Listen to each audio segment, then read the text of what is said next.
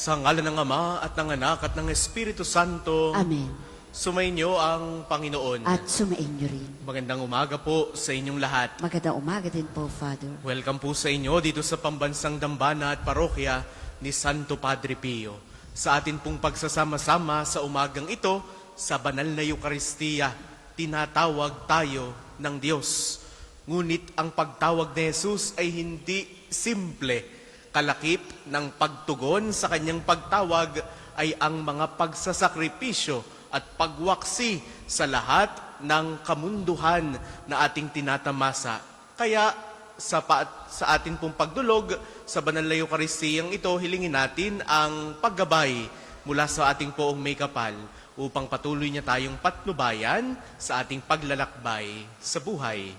Kaya taminin po muna natin ang ating mga kasalanan upang tayo maging marapat gumanap sa banal na pagdiriwang.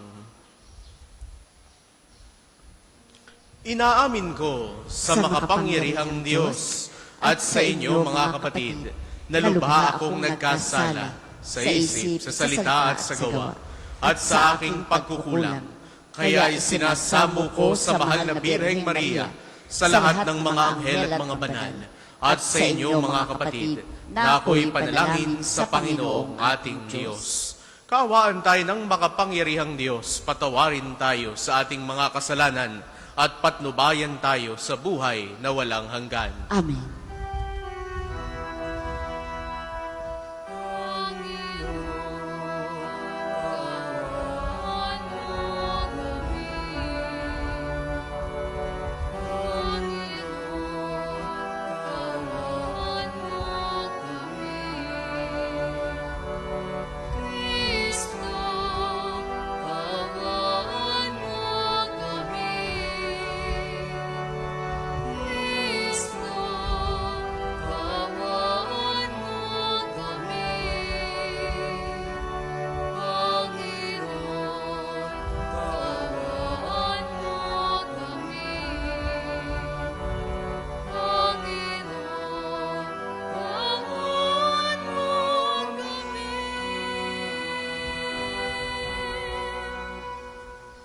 Manalangin tayo.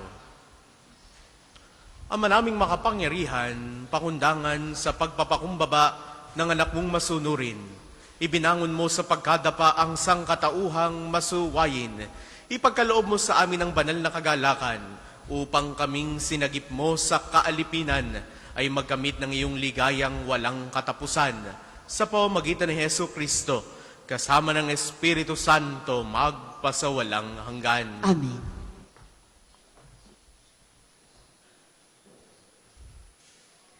Pagbasa mula sa aklat ng Henesis. Noong mga araw na iyon, lumapit si Juda kay Jose at ang wika, "Nakikiusap po ako, Ginoo, kung inyong mamarapatin, huwag sana ninyong ikagagalit. Ang palagay ko sa inyo'y para na kayong paraon.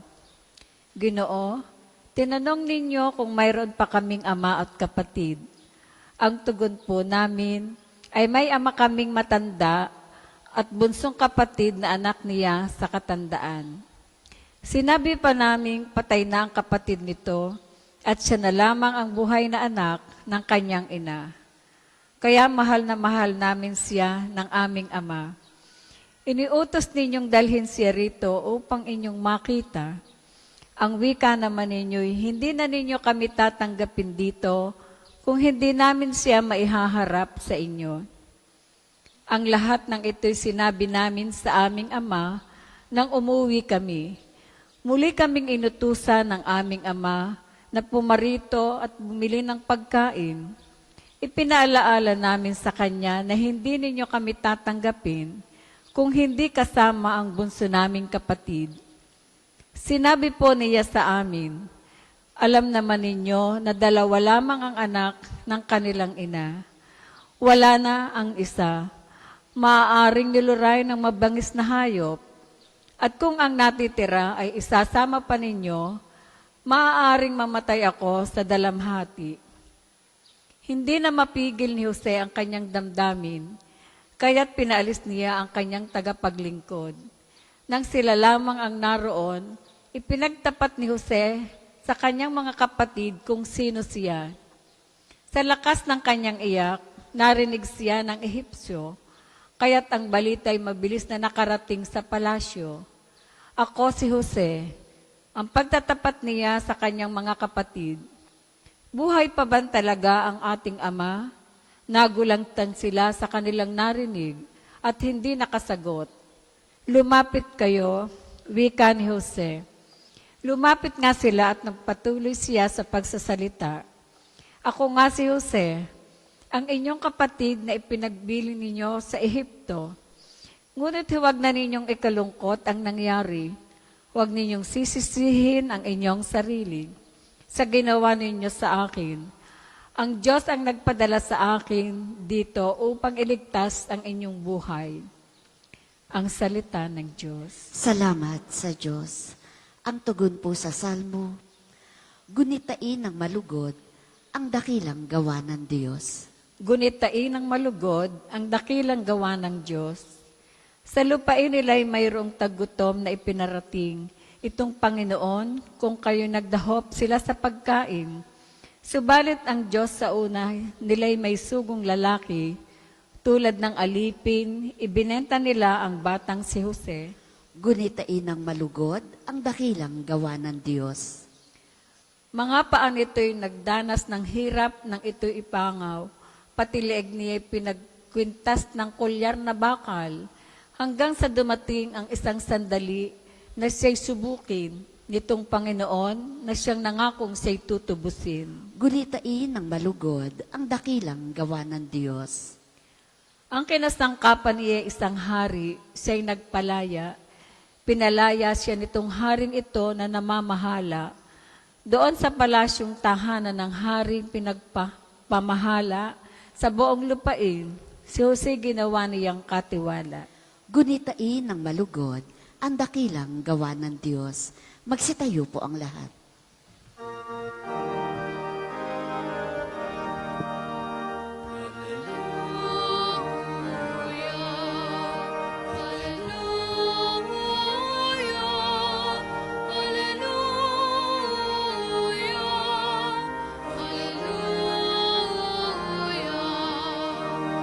Diyos ay maghari ng kaligtan ng tanang sala, manalig sa balita niya. Hallelujah, Hallelujah,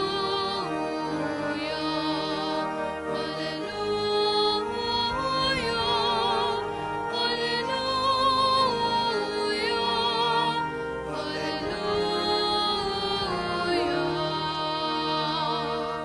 Sumainyo ang Panginoon. At sumainyo rin. Ang mabuting balita ng Panginoon ayon kay San Mateo. Papuri sa iyo, Panginoon.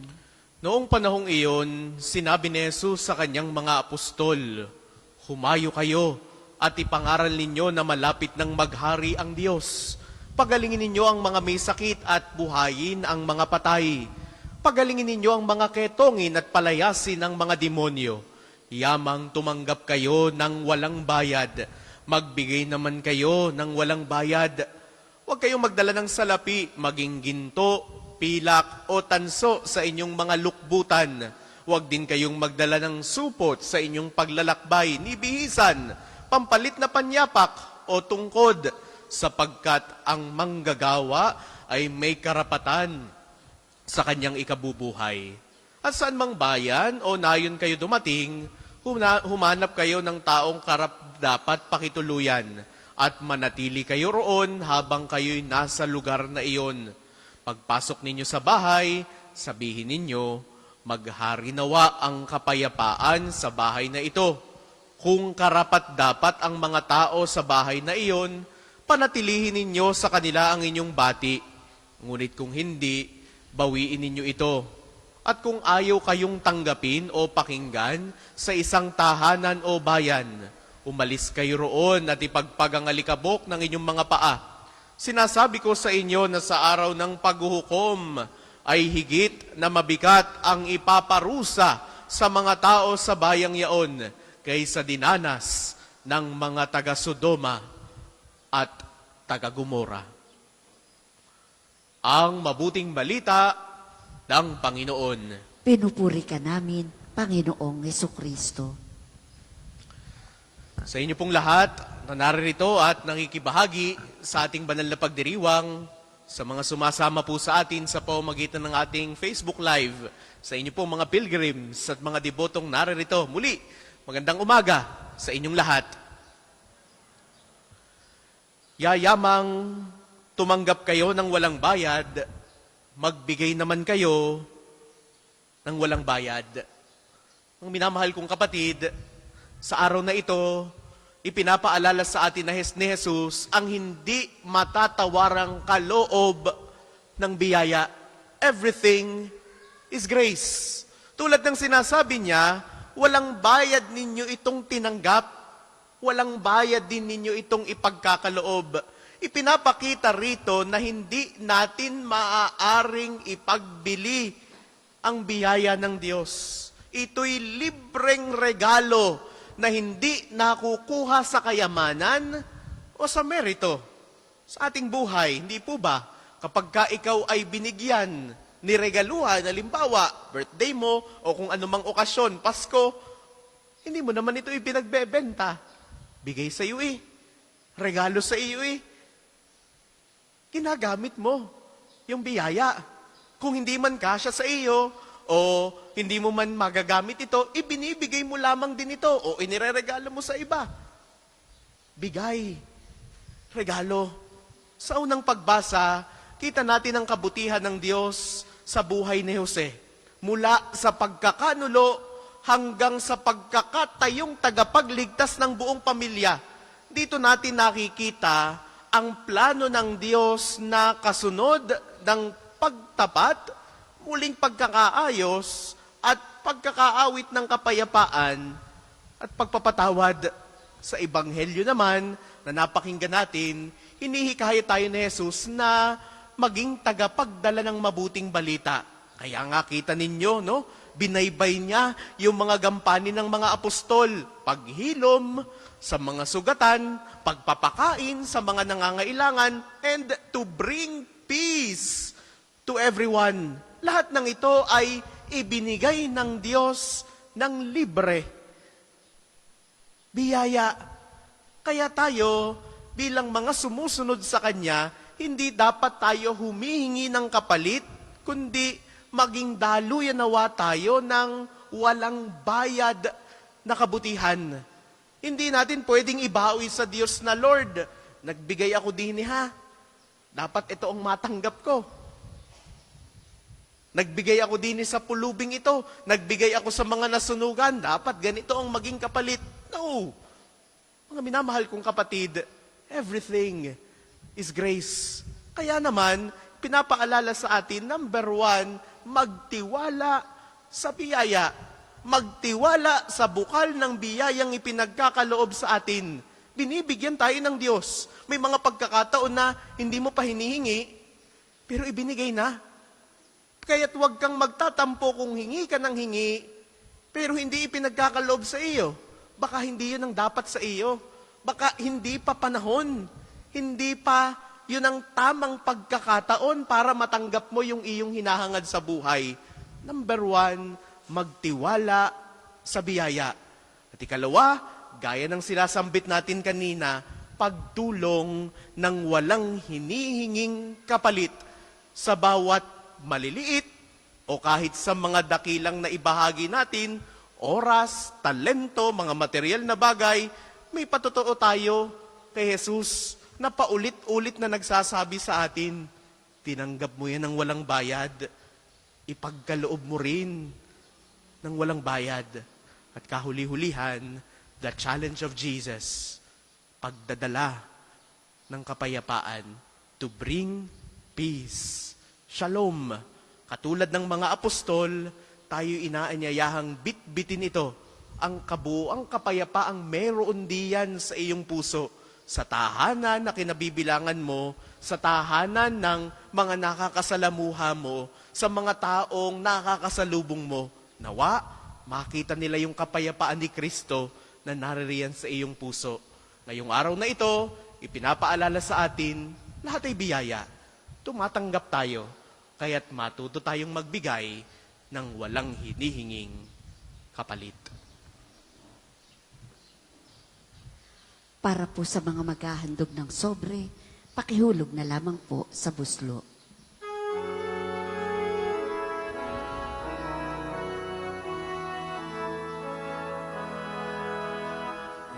Panginoon, naririto kami ngayon.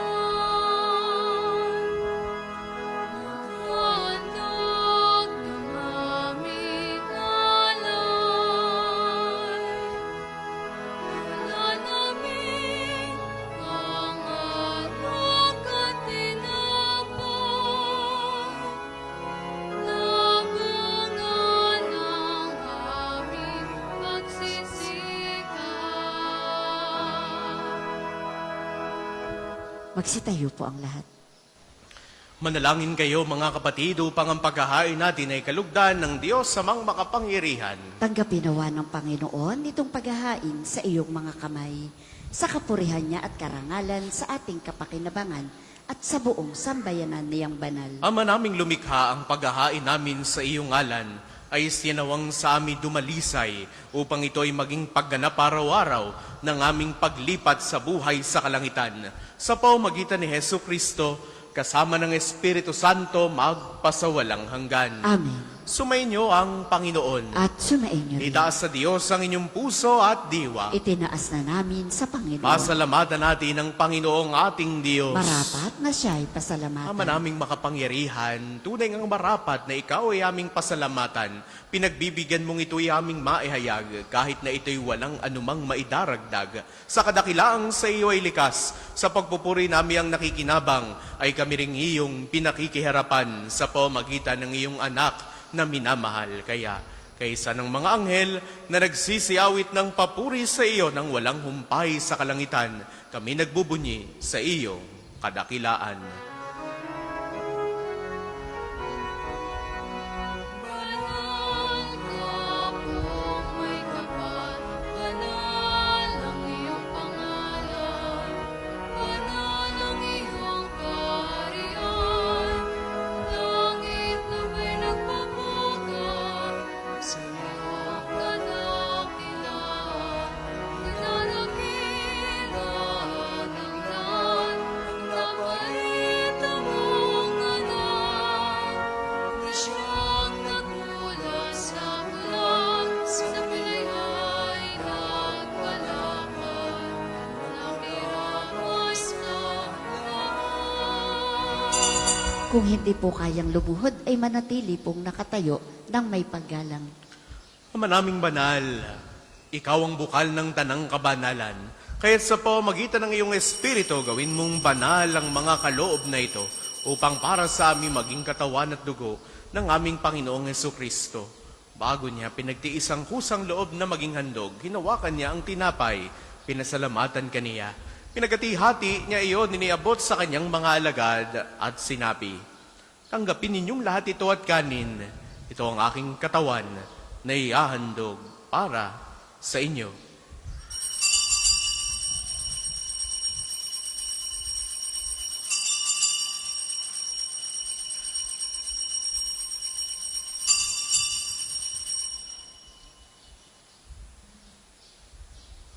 Gayun din naman noong matapos ang hapunan, hinawakan niya ang kalis. Huli kanyang pinasalamatan. Iniabot niya ang kalis sa kanyang mga alagad at sinabi, "Tanggapin ninyong lahat ito at inumin. Ito ang kalis ng aking dugo ng bago at walang hanggang tipan. Ang aking dugo na ibubuhos para sa inyo at para sa lahat sa ikapagpapatawad ng mga kasalanan. Gawin ninyo ito sa pag-alala sa akin."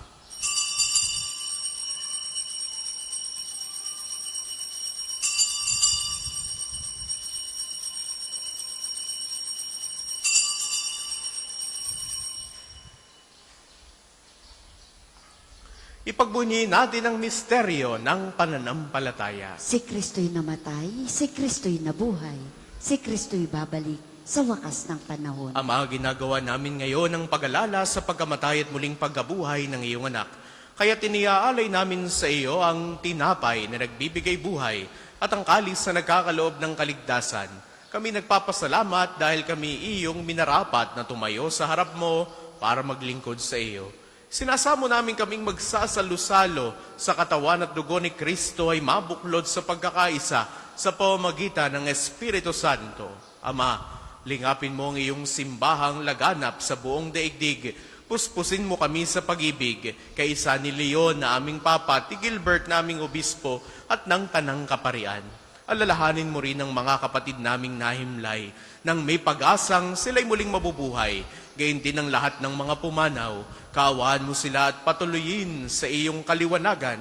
Kaawaan mo at pagindapatin kaming lahat na makasalo sa iyong buhay na walang wakas. Kaisa ng mahal na Birheng Maria na ina ng Diyos, ni San Jose na kanyang kalinis-linisang esposo, kaisa ng mga apostol at ng lahat ng mga banal ni Santo Padre Pio na namuhay dito sa daigdig ng kalugod-lugod sa iyo, may pagdiwang nawa namin ang pagpupuri sa ikararangal mo sa pamamagitan ng iyong anak na aming Panginoong Hesu Kristo.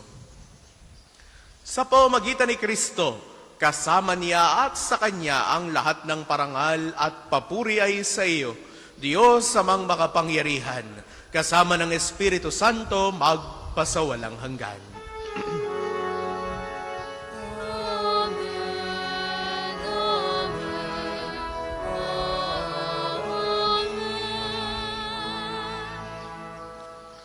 Sa tagubili ng mga nakagagaling na utos sa turo ni Jesus sa Panginoon natin at Diyos, ipahayag natin ng lakas loob.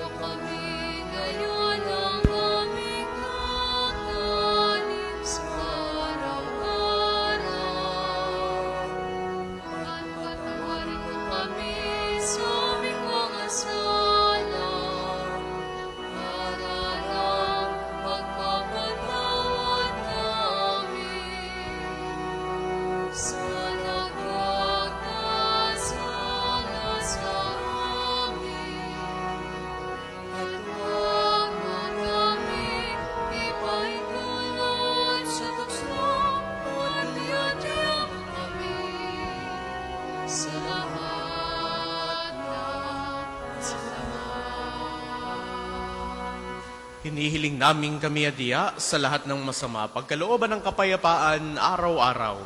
Iligtas sa kasalanan at ilayo sa lahat ng kapahamakan. Samantalang aming pinananabikan ang dakilang araw ng pagpapahayag ng tagapagligtas naming si Hesu Kristo. Sapagkat iyong kaharian at ang kapangyarihan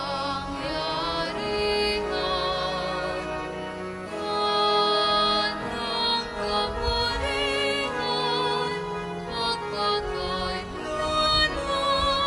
Amen. Panginoong Hesu Kristo, sinabi mo sa iyong mga apostol, kapayapaan ang iniiwan ko sa inyo. Ang aking kapayapaan ang ibinibigay ko sa inyo, tunghayan mo ang aming pananampalataya, tuwag ang aming mga pagkakasala. Pagkalooban mo kami ng kapayapaan at pagkakaisa ayon sa iyong kalooban, kasama ng Espiritu Santo, magpasawalang hanggan. Amen. Ang kapayapaan ng Panginoon ay laging sumainyo. At sumainyo rin. Magbigayan kayo ng kapayapaan sa isa't isa. Peace be with you. Kordero na Diyos na nag-aalis ng mga kasalanan ng sanlibutan, maawa ka sa amin. Kordero na Diyos na nag-aalis ng mga kasalanan ng sanlibutan, maawa ka sa amin. Kordero na Diyos na nag-aalis ng mga kasalanan ng sanlibutan, ipagkaloob mo sa amin ang kapayapaan. Kung hindi po kayang lumuhod, ay manatili pong nakatayo ng may paggalang.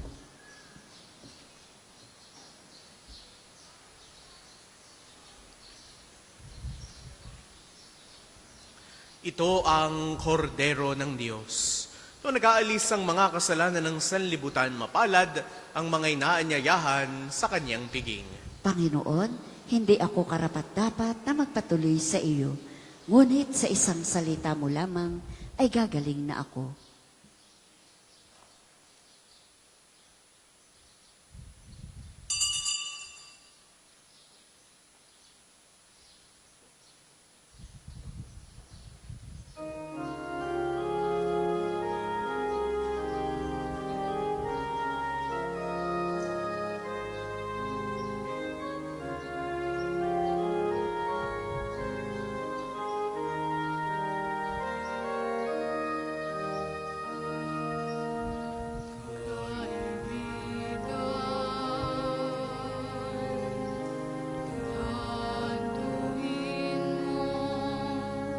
Isang paglalakbay ang buhay,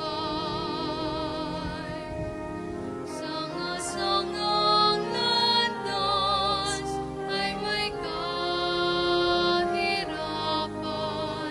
kung ang lungkot o panganib sa'yo'y biglang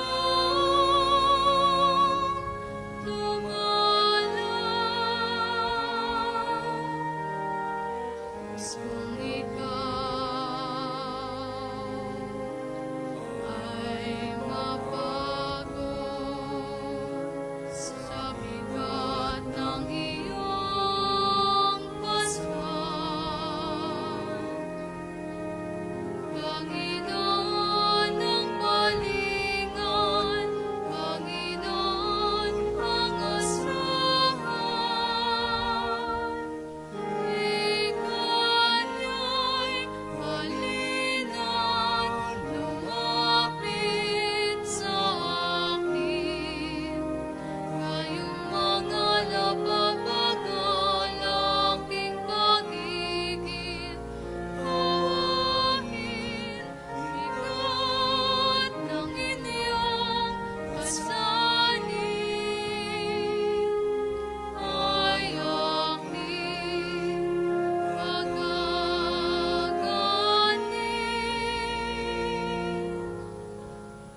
Ang isasagawa pong second collection ay ginagamit para sa patuloy na pagpapaunlad ng parokya at pambansang dambana ni Santo Padre Pio at para sa mga pangangailangan ng matatanda at may sakit na mga pari ng Arsidiocesis ng Lipa.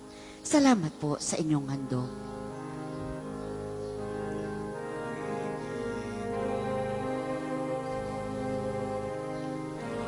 Tanduhin mo isang paglalakbay ang buhay, mahalo ng dagat at may kalaliman, kung ngayon nasan ay ang igdi mo, kayang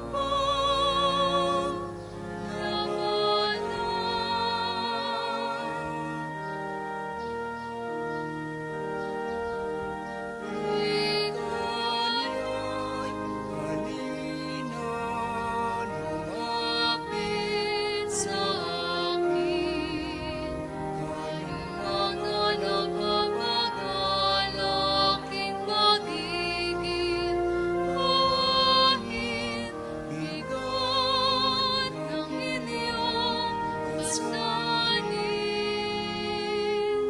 ay aking pagaganin.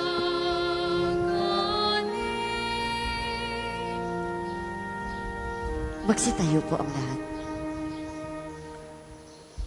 Manalangin tayo. Ama naming mapagmahal, kaming iyong pinapakinabang, ay loobin mong laging lumingon sa pinanggalingan nang tinanggap namin ngayon para pagsaluhan sa pamamagitan ni Hesu Kristo kasama ng Espiritu Santo, magpasawalang hanggan. Amen. Sama-sama po nating dasalin ang mga sumusunod na panalangin. Panalangin ng pagtitiwala kay Santo Padre Pio. Padre Pio, taga Petralcina, monghing banal, pintakasing santo ng milenyong kasalukuyan. Gabay namin sa pagtahak sa landasing makalangit. Takbuhan sa pangangailangan, huwara ng pagtitiis. Sa iyo namin inilalapit aming mga kagipitan. Sa iyo po ibinibilin kalusugan at kabuhayan.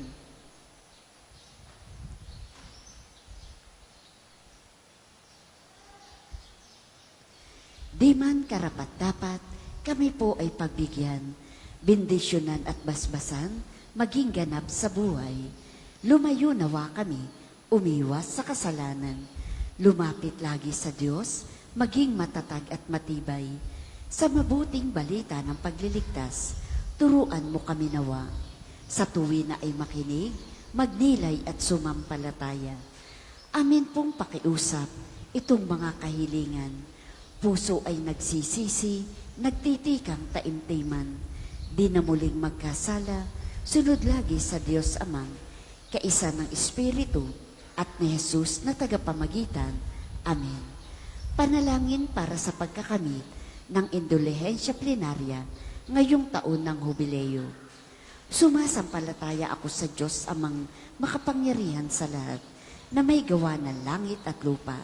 Sumasampalataya ako kay Hesukristo, iisang anak ng Diyos, Panginoon nating lahat.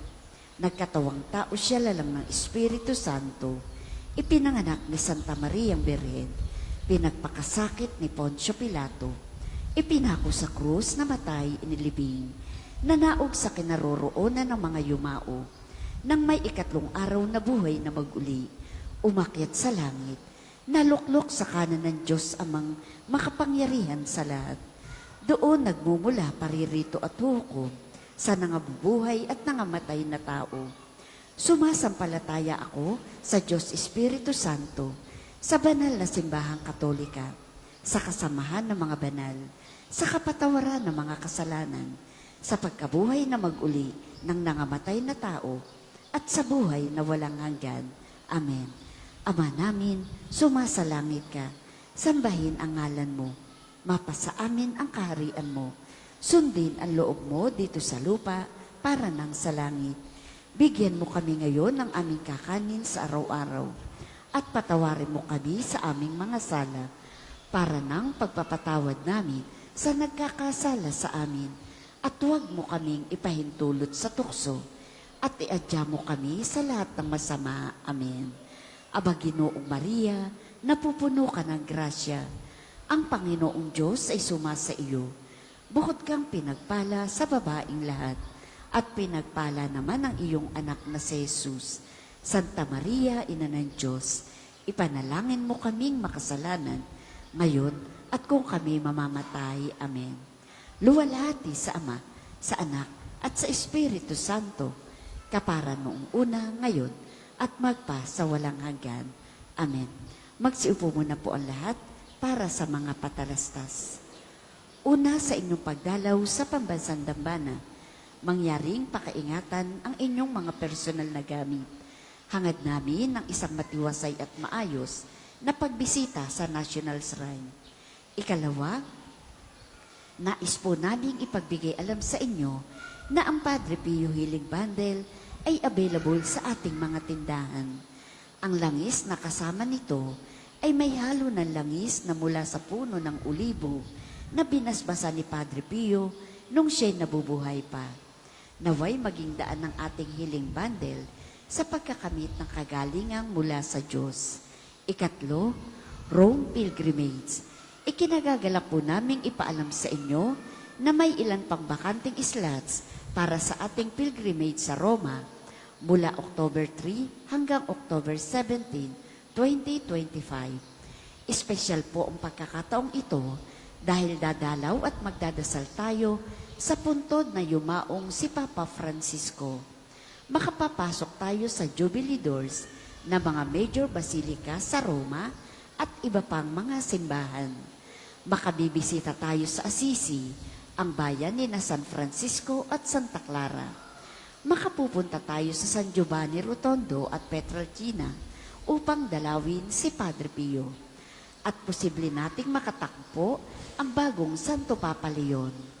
Hinihikayat po namin kayong makiisa sa natatanging paglalakbay na ito na tiyak na magiging makabuluhan at puno ng biyaya kaalinsabay sa araw-araw nating pagdiriwang ng banal na misa. Para po sa karagdagan detalye o kung nais ninyong humabol sa pagsama, makipag-ugnayan lamang po kayo kay Father Ian Ocrisel sa mga numerong ito: 0998-3070-680 o 0977-803-4197. Naway magsama-sama tayo sa biyaheng ito. Ang susunod po yung misa ay sa ganap na 12 ng tanghali. Maraming salamat po at mangyaring panatilihin natin ang kalinisan, katahimikan at diwa ng pananalangin sa loob at labas ng ating mga simbahan. Magsitayo na po ang lahat para sa pagbabasbas ng religious articles. Mga kapatid, manalangin tayo sa Diyos sa mga makapangyarihan upang tayo ay maging kawangis ni Kristo sa taimtim na pagdalangin sa tulong ng mga larawan at mga dasalan. Manalangin tayo. O Panginoong Diyos, Ikaw ang bukal ng lahat ng pagpapala at biyaya.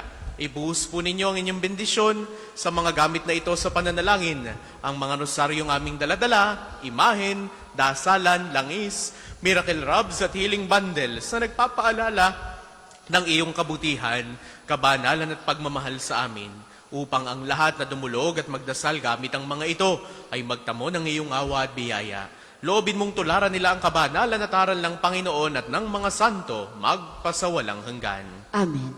Tayo pong lahat, Ama namin, sumasalangit ka, sambahin ang ngalan mo, mapasa amin ang kaharian mo, sundin ang loob mo dito sa lupa para nang sa langit. Bigyan mo kami ngayon ng aming kakanin sa araw-araw at patawarin mo kami sa aming mga sala para nang pagpapatawad namin sa nagkakasala sa amin at huwag mo kaming ipahintulot sa tukso at iadya mo kami sa lahat ng masama. Amen.